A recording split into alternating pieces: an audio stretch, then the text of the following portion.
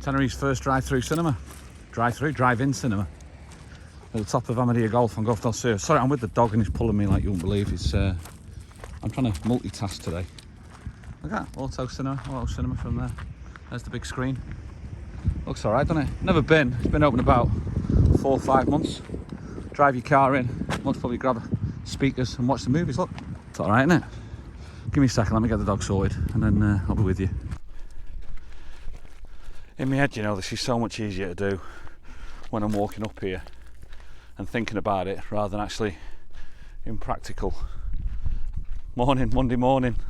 I don't know what time, it's about 9 o'clock I think. I've been out for about 40 minutes with the dog. I thought I'd come into a barranca today. None of you have ever been down here. It's a beautiful little area. Barrancas are the volcanic gorges that get left behind when Teide erupted. That's better. I've been in town with so many people looking at me while I'm filming. It's nice just for once just to have a bit of a chat one-on-one, mano a mano. 1,000, wow, did it. You did it, guys, thank you. Thank you so much. Right, this one, let me just get to the bottom of this hill before I die, because it's a bit of a steep hill, this one. I'll show you what I've just come down in a second. You can see that behind me. 2 secs. Once I get into the gorge, I'm alright. There we go. Right. I thought long and hard about talking about this one. And the reason being is because in this one, it does put some people in certain lights. And I'm going to have to explain it that way as well, but I don't necessarily mean it in a negative way anymore, because it's a long thing that's been processed in my life long ago. There's reasons behind it. Some reason I'm actually even grateful for it now, and you'll see that hopefully later on down the line. So that's it. That's the disclaimer out of the way. As I said before, it's only stories. It is these days, and you can't change the past. But all I can do is deal with what my perception was at the time as a young kid. I asked in the chat one time, is there anything that you want to talk about? And somebody asked me, said, why did you get out of golf? And I thought, that's a brilliant one, because that is an absolute, like a monumental time in my life, decision in my life, to say that I'm doing a complete and utter change of direction. So I took a long time to think about it, because I know the answers, but the answers I don't know whether I wanted to bring it out for everybody to hear. But I think I can process it enough to go, yeah, I can tell people about it. The reason I got out of golf, before I can explain that, is most probably it's easy to explain the reason why I got into golf. I know it sounds a bit stupid, but it does. I come from divorced parents. My mother took another partner on straight away. He had to look after 4, because I'm the youngest of 4. At the time, the ages of kids were between 2 and 7. I was the 2-year-old. My eldest sister was the 7. There wasn't that much fatherly love in there from him. You might, on one side, I can imagine what it must be like taking on 4 kids that are not yours. He had 2 kids of his own who were with his ex. At the time, you don't realise this. So it wasn't the best of households, really, in essence. So much so that my 2 elder sisters ran away. Within a few days, one came back, the other one never did. She went off to live with my father, who lived about 17 miles away. Followed when I was 11 years of age by my brother, who he ran away to my dad's, and he never came back, which in essence changed the dynamics of me and him forever, because he's 18 months older than me, and we were almost like thick as thieves, I thought at the time. But obviously he had to get out, he had his reasons. Never spoke to him about it, never will do most probably, but that's the facts. So one thing I did know about him, this my mum's partner, is he was a good golfer. He loved his golf, played every week, played many times through the week. Handicap 7. You don't need to be into golf to know this, by the way, to understand this. But one of the things I did when I was about 9 years of age, I think most probably to get on his side, was I said to him, I said, look, I want to learn to play golf. And I was 9 years of age. Now, most times with kids, it's quite an expensive sport. You need clubs, you need everything, you know what I mean? You need a lot of stuff.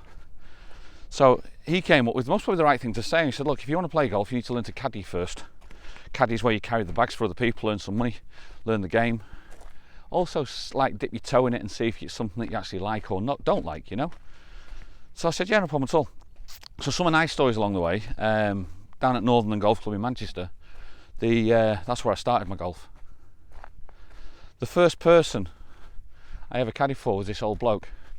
Didn't know his name, didn't know who he was. I had no idea who he was. I was 9 years of age. I just caddied for him every Saturday. And the guy's name was, I just knew him as Sir Matt. And it turns out that I caddied for a year every Saturday for Sir Matt Busby, Man United, ex-Man United manager and hero of Manchester, to be honest with you. I didn't know that at the time. I just knew him as Sir Matt, and he played with his son Sandy. And it was great, you know. We had a 4-ball every week. Played with the likes of Alex Ferguson, Frank Stapleton, Brian Robson.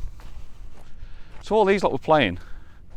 And that got me into football eventually, and that's before I became a Red. As the rest of my family are Blues. Actually, my gran lives 200 metres away from the old main road ground. My brothers are staunch Blues, having my life at the moment. But that's a different story. So anyway, did all that. When I got to 11, I said to them all, I said, look, I still want to play golf. It's almost like, oh Jesus, we forgot, you just thought you were caddying. I said, no, I want to play this game. So the local pro at the time, a guy called Dennis Durnian, who actually made his name on the seniors tour in the end, said, okay, come and work in the shop, we'll get you a set of clubs, put it on an account and you can pay the account off.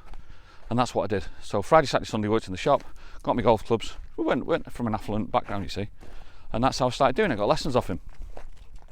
Turns out I was half decent. The biggest issue that I've got, and this is what I learned from later on down the line, is that the people that were teaching me were a little bit more interested in their own game rather than helping somebody else out. So I never got the best tuition, even though I did get tuition. So I'm self-taught a little bit, a lot of faults in the golf swing, but I could get myself around a golf course quite well. Then I come to 16 years of age. School time, leaving time, dedicated a lot of my time in golf rather than at school.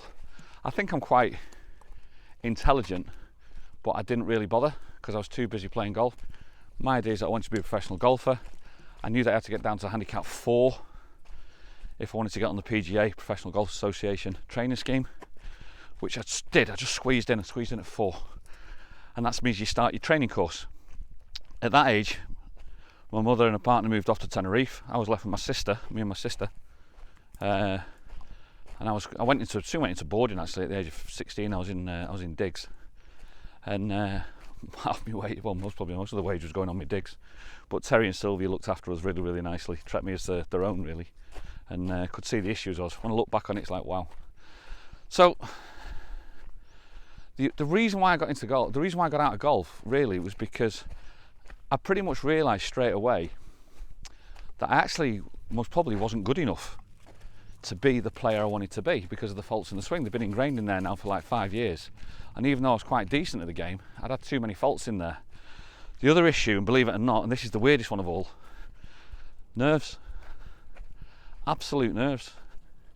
Can you imagine now I'm talking on a camera, and I know that maybe 1,000 people are going to watch this or watch this to a point. Some people are going to critique it as well. Some people are going to applaud it. Dog's gone again. Rollo! He loves it round it. Oh, he's over there. Here he is. But put me on a golf course, on a practice ground, I could strike that ball like you wouldn't believe. Stick me in a tournament, the nerves, man. And I'd ruined my score before I even got started because of nerves. And then once the nerves gone, I got myself into a decent round and I was playing really well, but it's too late, it'd already gone. So I just scraped through as my qualification. Rollo! 2 secs. Where are you, man? What are you doing? Where are you? He's having a great time, loves it down here. Loves it. Thought I'd lost him. Shelley would kill me. The proviso I needed to do, I need to put 3 scores in within no more than 2 over par, I think it was at the time. And I finally did it on my final year, on my final tournament of final year. Literally after 3 years I managed to do that. And don't get me wrong, when I was playing practice rounds, I was going to get around like 2-3 unders. There's a time I've had, here's one for you, if you are a golfer. I've had, on a par 71, I've had 11 birdies for a 73. Truthful, 11 birdies for a 73. On a par 71, bat 9 was 35. I've knocked it back in 29. Finished for a 72.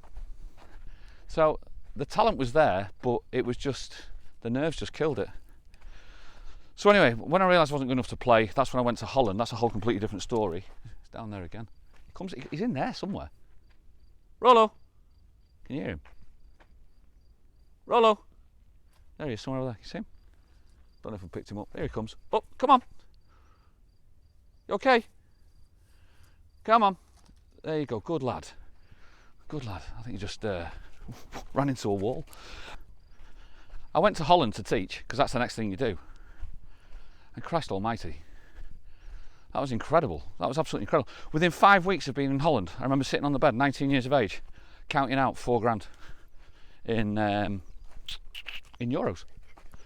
And at the time it was like, what is this? Money. I'd never seen money like it. So that was it. I was made. You know what I mean? I was made. Managed to get a sponsorship with Saab. Drove a Saab 9.3 and then Saab 9.5 convertible for a few years. And I just had far too much money. Didn't know what to do. Nobody was there to advise me what to do. So I just saved it, really. Just put it in the bank and saved it. Did really, really well. But then after about, it came, I don't know how many years I was in Holland.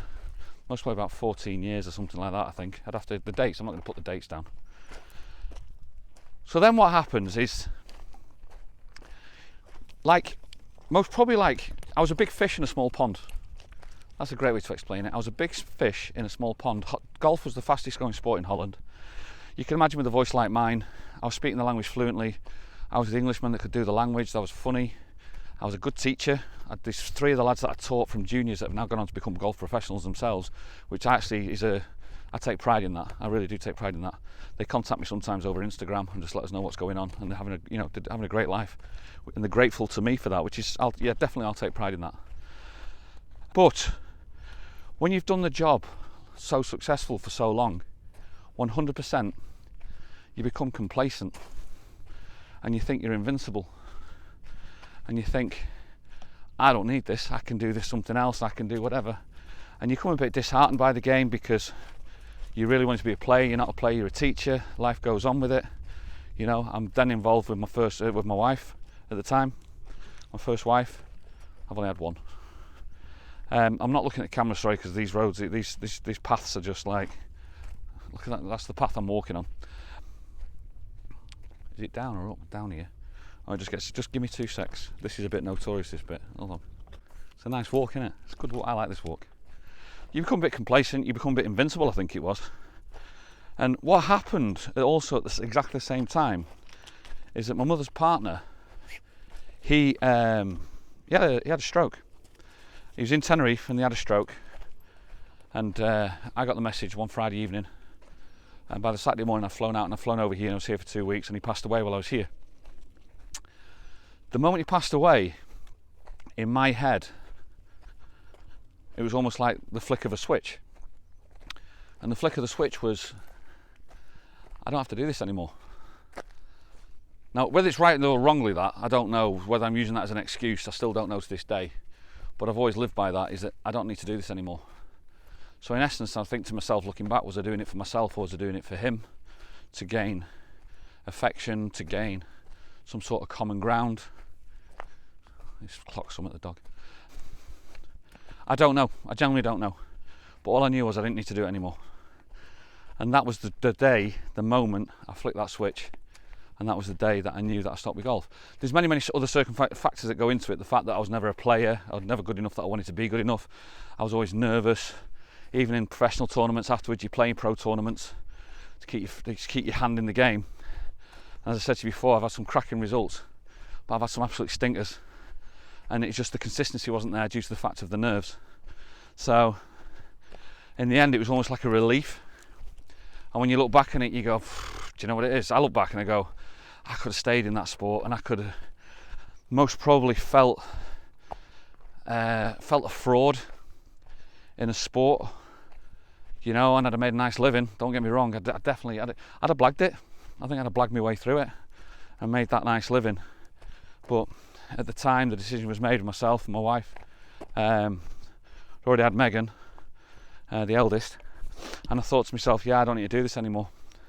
And that was the reason why I then turned around and said, yeah, I'm out of it. So that was the decision that we thought, well, you know what it is, we'll come to Tenerife. That was the first time, because my mum's partner had passed away, that I thought, we'll come to Tenerife. I could start a business over here. I was big-headed, cocksure about business. It's like, that's another story for another day. But what I get out of it is, when you hear the story, as I said right at the beginning, I feel that sometimes when I explain this story, it puts people at fault. But what I've learned out of it is, even through adversity, adversity is the wrong word, even through bad decision making from other people, bad emotional decision making from other people, I've gained better from it. And what I mean from that is my kids, the relationship I have with my kids, I most probably wouldn't have had if it wasn't for such a poor relationship. So I've learned from their mistakes, and I've actually thanked them. I did thank them for their mistakes, because I said I'd never make the same mistakes with my kids. And my kids hopefully will be involved, and they do stuff now that makes them happy. They do stuff now, they know that I'm at the end of the line all the time. And that's another story that I'm going to come into maybe on another time. So out of it really is, however dark it might be, maybe there's always some sunlight there somewhere. I don't know. Sounds a bit profound, that, doesn't it? Sounds a bit profound. Listen, the thing about this is it could just be a load of gobshite, and it could just be a load of like stupid stories, as I said before. But if you're not into it, just move on. If you're into it, thank you so much. When you know.